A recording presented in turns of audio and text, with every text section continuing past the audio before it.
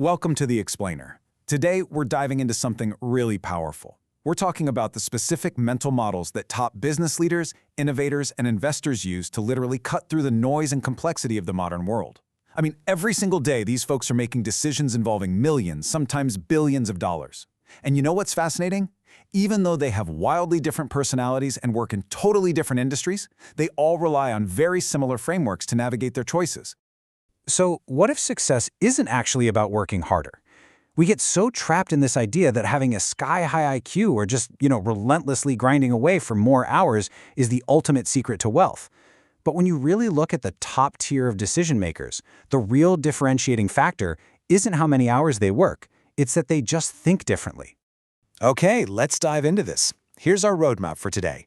We're going to start by decoding the billionaire mindset. Then we'll break down complex problems, evaluate hidden costs, calculate your odds, and finally, explore the immense power of time. Think of this as a step-by-step masterclass in the decision-making life cycle. Section 1. Decoding the billionaire mindset, the map versus the territory. The absolute foundational concept we need to grasp here is that highly successful people, they don't just react emotionally to whatever's happening around them. Instead of reacting, they pause, and they ask fundamentally better questions. Think of a mental model as a simplified map of how the world works. Like the old saying goes, a map is never the actual territory itself, right? But man, having an accurate map helps you navigate that territory infinitely better. If you have better frameworks for making decisions, you aren't just reacting blindly. You're strategically navigating, and having a better map is this incredible advantage that just compounds over the years. Moving on to Section 2, breaking down complex problems, rebuilding from scratch.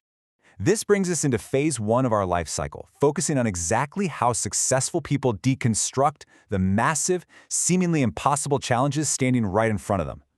We use what's called first principles thinking, which is a mental model really popularized by leaders like Elon Musk.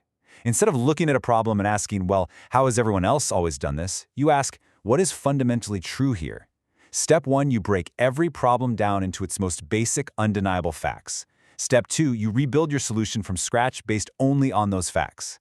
So for example, instead of just accepting that electric car batteries are incredibly expensive, Musk asked, okay, what are batteries actually made of? Carbon, nickel, aluminum? Can we source those specific materials differently or maybe more cheaply? By questioning those baseline assumptions before just blindly accepting them, you pave the exact pathway for massive innovation.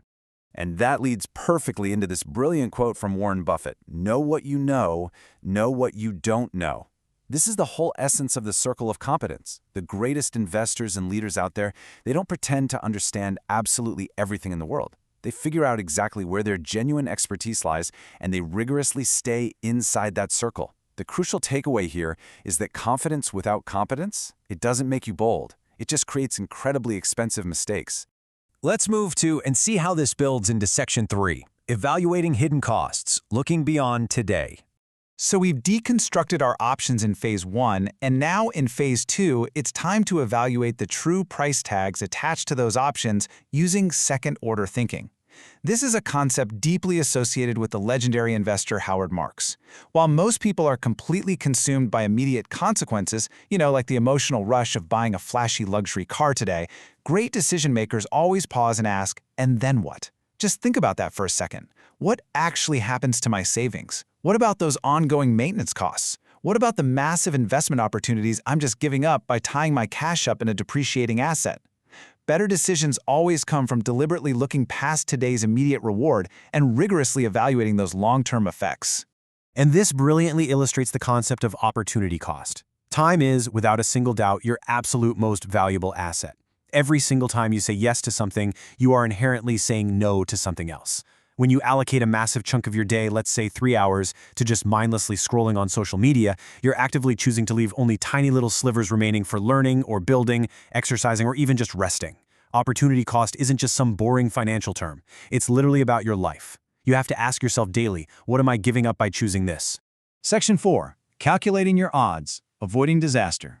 Now, in this third phase of our life cycle, we're looking at exactly how billionaire thinkers mitigate catastrophic risks when they're locking in their choices. The concept of inversion just completely flips the script.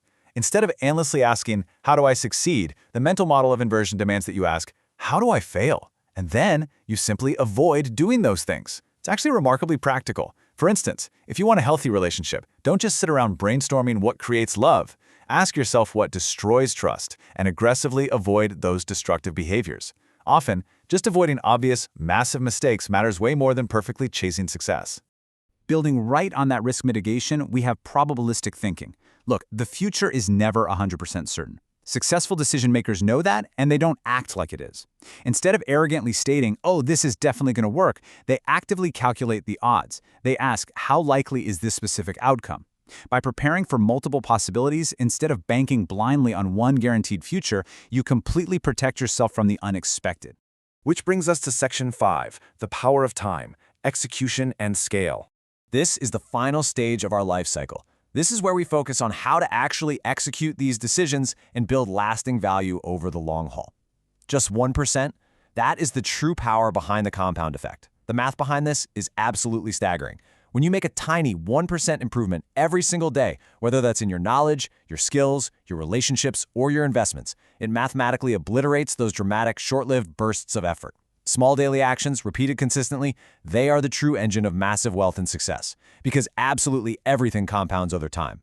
And to really scale that compound effect, you need leverage. Leverage basically means you stop focusing solely on raw effort and you start focusing on assets. Things like technology, writing, investing, building systems, teaching, or automation. These are tools where one single hour of your work today can create value that just keeps paying dividends for years after you've finished the task. You're creating results that continue long after today's work is totally done. Now, let's ground all of this for a second.